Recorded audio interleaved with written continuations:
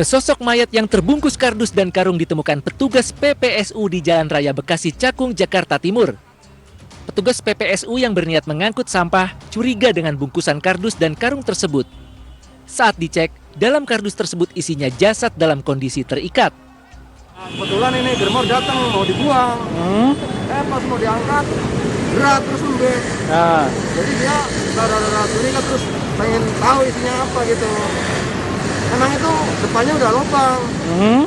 Pas dikorek-korek kelihatan kayak daging itu berdarah. Polisi yang datang ke lokasi mengidentifikasi jasad yang diketahui berjenis kelamin perempuan. Diduga perempuan itu menjadi korban pembunuhan. Pada tubuh korban ditemukan luka tanda-tanda kekerasan.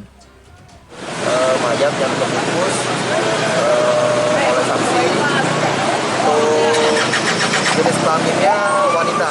Diduga korban dari pembunuhan karena ada beberapa luka yang kita lihat. Tapi nanti lukanya di mana aja, Pak? sementara ini yang kami lihat ada di bagian kepala. Jasad korban dibawa ke Rumah Sakit Polri Kramat Jati, Jakarta Timur. Kasus ini ditangani Kepolisian Sektor Cakung dan polisi telah memeriksa 2 orang saksi.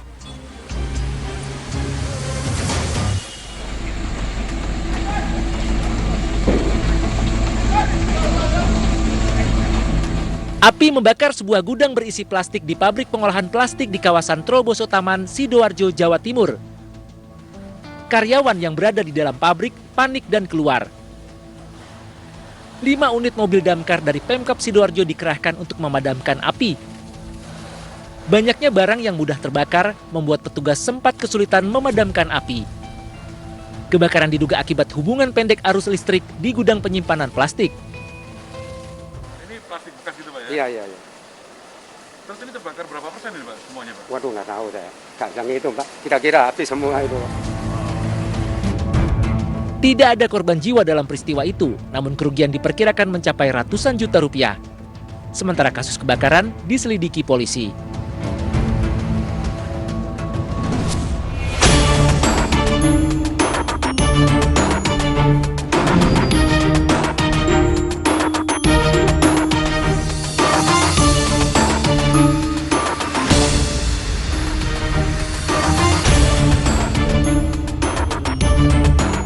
Tak bisa menahan kesal dan emosi, ibunya disiksa. Seorang pemuda di Palembang, Sumatera Selatan menganiaya ayah kandungnya di rumah.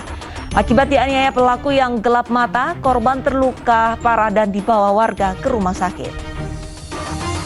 Pemirsa, selain kasus penganiayaan di Palembang, selama 1 jam ke depan, Realita juga akan menghadirkan berita-berita kriminal pilihan. Bersama saya, Arlista Hadi.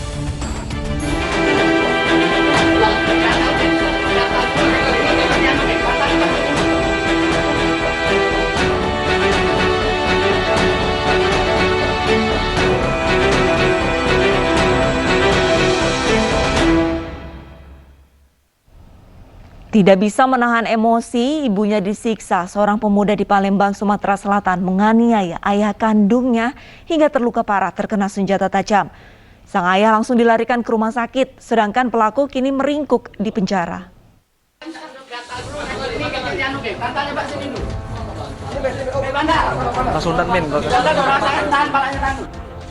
Edi, pria 40 tahun ini terluka parah usai dianiaya anak kandungnya, Oktaprianus. Penganiayaan ini terjadi di rumah korban kawasan Gang Niur, Kalidoni, Palembang. Dengan kondisi kritis, korban lalu dievakuasi warga ke rumah sakit menggunakan mobil bak terbuka. Sementara pelaku yang bersembunyi dalam rumah diringkus polisi yang datang setelah mendapat laporan warga. Polisi juga menyita 1 palu dan senjata tajam yang digunakan pelaku menganiaya ayahnya. Di hadapan polisi, pelaku mengaku peristiwa berawal dari rasa kesalnya, sering melihat ayah kandungnya bertindak kasar pada ibunya. Karena menyaksikan penganiayaan yang terus berulang, pelaku yang sudah tidak mampu menahan emosi dan tidak tega melihat kondisi ibunya, langsung mengambil palu dan senjata tajam yang ada di rumah. Pelaku yang sudah gelap mata lalu menganiaya ayahnya hingga terluka di bagian kepala dan harus dievakuasi ke rumah sakit karena kondisinya yang kritis. Melakukan pembacokan terhadap orang tuanya atau bapaknya. Untuk latar belakang terjadinya pembacokan tersebut, di keterangan si anak, dia sering melihat orang tuanya ini, bapaknya ini mukulin ibunya, sehingga anak itu bisa tega, sehingga dia kesal dan langsung membacok orang bapaknya atau melukai bapaknya. Pelaku kini mendekam di sel tahanan Polsek Kalidoni menanti proses hukum akibat perbuatan sadisnya.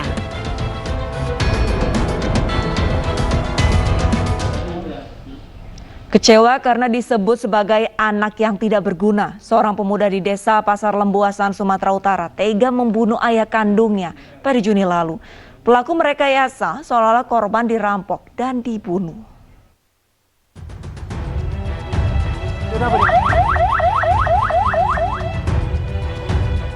Warga Dusun 2 Besar Pasar Lembu Air Joman, Asahan mendatangi rumah Khairil Anwar. Warga tidak menduga kakek 57 tahun ini dibunuh oleh anak kandungnya, Irwan Sahputra.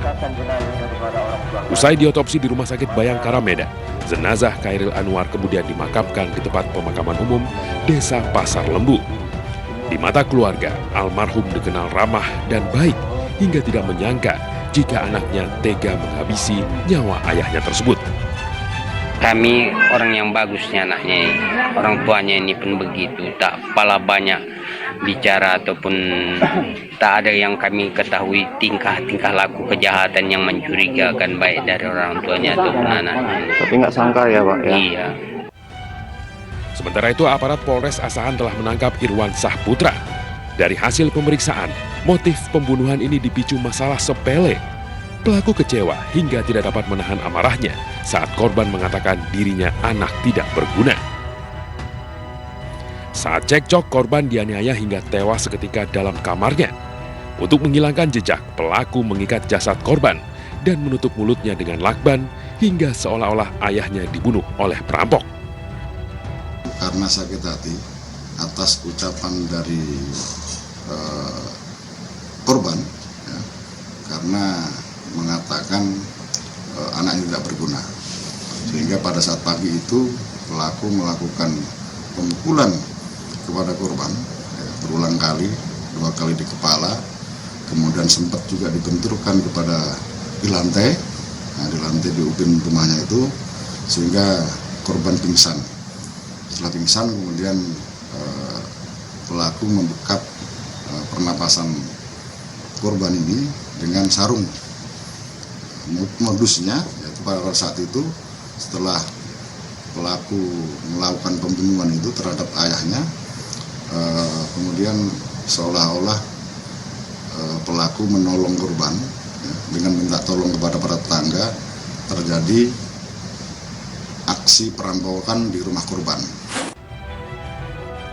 Atas perbuatannya, anak durhaka ini kini mendekam di sel tahanan Polres Asahan dan terancam hukuman maksimal hukuman mati. Sebelumnya, Khairil Anwar 57 tahun ditemukan tewas dalam kamarnya di Dusun 2, Desa Pasar Lembu Air Joman Asahan. Kondisi jasad korban mengenaskan, di mana tangan dan kaki terikat lakban, serta mulutnya dibekap kain sarung. Tewasnya korban menggemparkan warga sekitar. Khairil Anwar awalnya diduga merupakan korban perampokan karena kondisi kamar yang berantakan. Namun dari hasil pengembangan, polisi justru menangkap anak sematawayang korban Irwan Sahputra yang awalnya mengaku pertama kali menemukan jasad, tapi ternyata adalah pembunuhnya.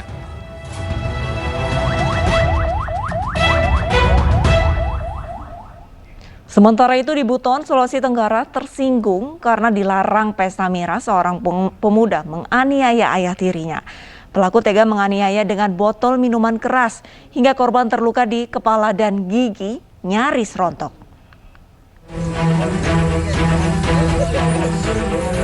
Pemuda ini menangis dan pasrah saat dibekuk tim walet Satuan Reskrim Polres Buton Utara, Sulawesi Tenggara.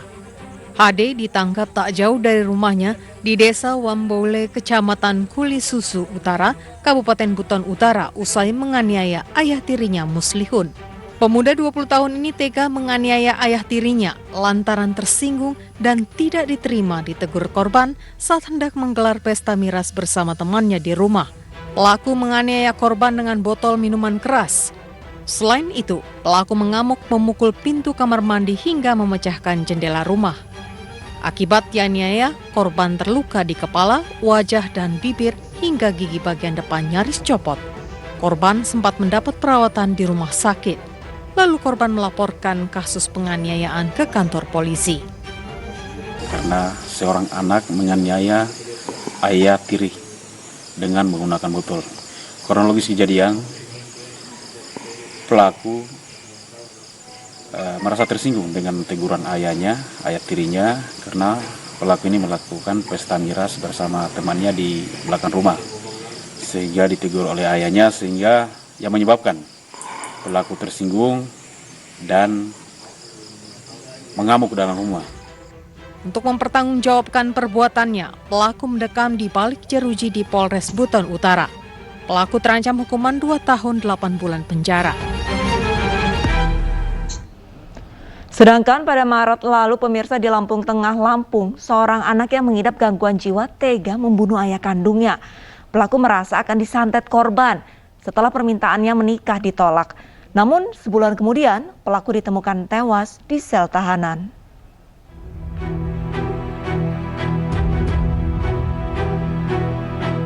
Seorang pemuda warga desa Sendang Rejo, Lampung Tengah, Lampung, tega membunuh ayah kandungnya dengan sadis. Pembunuhan terjadi karena pelaku merasakan disantet ayahnya setelah permintaan menikahnya tidak disetujui. Sebelum membunuh korban, pelaku mendatangi ayahnya yang sedang duduk di teras rumah. Pelaku bahkan sempat meminta maaf kepada ayahnya. Korban pun tidak curiga dengan gelagat baik sang anak.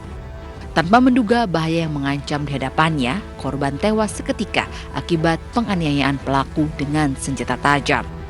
Usai membunuh orang tuanya, pelaku membawa bagian tubuh korban dalam karung dan berkeliling kampung menggunakan motor. Menurut tetangga dan keluarga korban, pelaku mengidap gangguan kejiwaan. Sebulan berada dalam sel tahanan Mapolsek Kalirejo untuk mempertanggungjawabkan perbuatannya, Kukuh Priyo Waskito ditemukan tewas. Pemuda 25 tahun tersebut diduga mengakhiri hidupnya dengan menggantungkan diri menggunakan pakaiannya.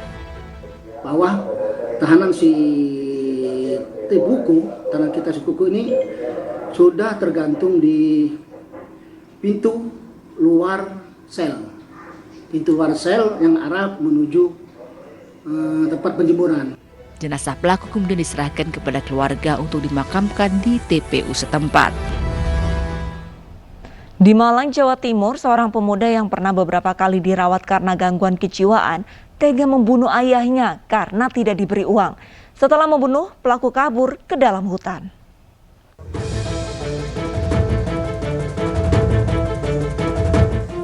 Polisi berhasil menangkap Adi Pratama, warga desa Bumirejo, Kecamatan Dampit, Kabupaten Malang, Jawa Timur, yang membunuh ayah kandungnya.